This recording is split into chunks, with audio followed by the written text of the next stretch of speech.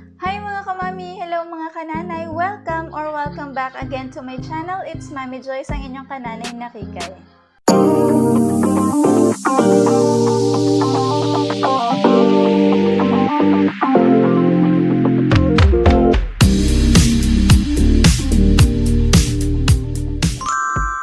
So for today's video, isi-share ko naman sa inyo yung use ng different stitches natin. So, ang una natin itatakal is yung ating straight stitches. Meron ako ditong mini sewing machine which is yung so simple. Ayan. Yung 1 to 4 niya ay straight stitches lahat yan. So, yung straight stitches natin is napaka-common. Lagi nating nakikita to sa mga damit natin, even sa t-shirt, even sa denim, sa jackets, ayan. Kahit sa mga underwears, undershirts, yan yung ginagamit natin.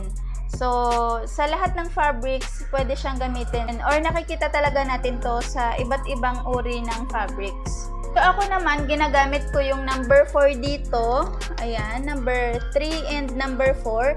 Ginagamit ko yan sa pag-shear. So, kung gusto nyong malaman kung paano ako mag-shear, just comment down below mga kamami if you wanna know how I do shearing. So, yung pangalawa natin is yung ating back stitch or yung reverse. So, itong mini sewing machine natin is meron ding reverse. Ayan. Itong reverse natin mga kamami is ginagamit ko sa lahat ng stitches. Hindi lang sa straight, pati sa zigzag, ginagamit ko din siya. So, sa lahat ng pananahi ko, ginagamit ko yan. Kasi isa din daw to, kasi yung iba, tawag din daw dito is yung lock. Yun nga yung purpose niya. Yung way ko ng paggamit nito is, kagaya dito sa t-shirt, ayan, mag-start ako dito, bago ako magtuloy-tuloy, magba-backstitch muna ako dito, and then paikot yan, and mag-overlap ako ng konti, and magba-backstitch ulit ako. So, ginagawa ko yon sa mga silk, sa mga maninipis na fabrics, kasi madali silang matastas. Pero kapag yung tinatahi ko naman is cotton, or yung mga denim, sa mga soft jeans, hindi ako nagdo-double ng backstitch. Ang ginagawa ko lang is mag-start ako dito, and then paikot yan, mag-overlap ulit ako, and then tsaka ako mag-backstitch. Kasi yung mga ganong fabric is hindi sila madaling matastasan ng tahi. Kaya hindi na nila kailangan na mag-doble-doble ka pa ng lock or ng backstitch. So, ayun lang yung ginagawa ko.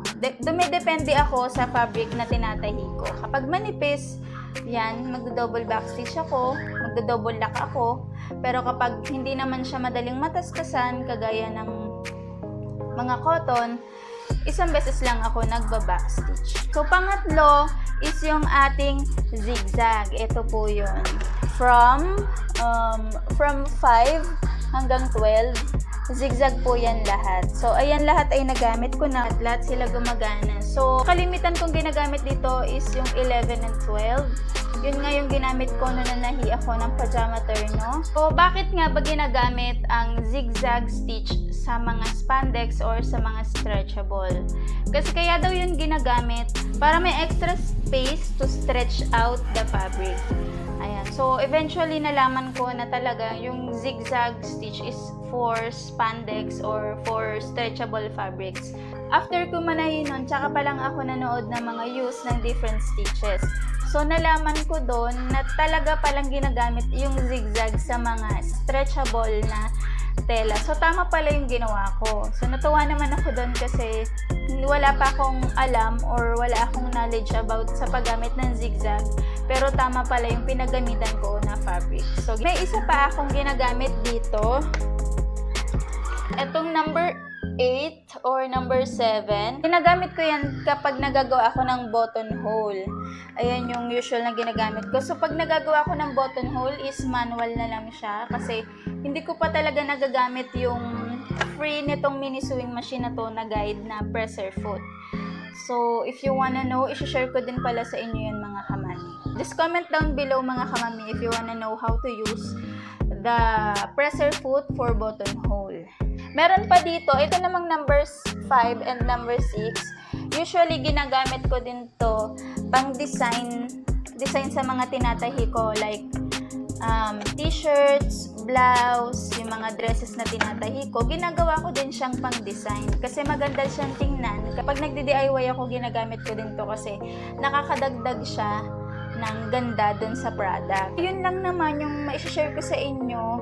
And disclaimer muna tayo mga kamami. Ito pong mga sinishare ko sa inyo is based on my personal experience, mga practices, ayan, based on my trials and errors, mga natutunan ko during pag-aaral ko. Sinishare ko din naman sa inyo kasi baka makatulong, kagaya ng, lalo na sa mga kamami ko na beginners din about sewing. Ayan, yung mga nalalaman natin, i-share din natin sa iba para makatulong. So, sana nag-enjoy kayo sa video natin ngayon. So, huwag niyong kalimutan na mag-like, mag-share, and please subscribe to my channel. Isama niyo na rin yung bell button para maging updated kayo every time na nag-upload ako. Thank you for watching and see you on my next video. Bye-bye!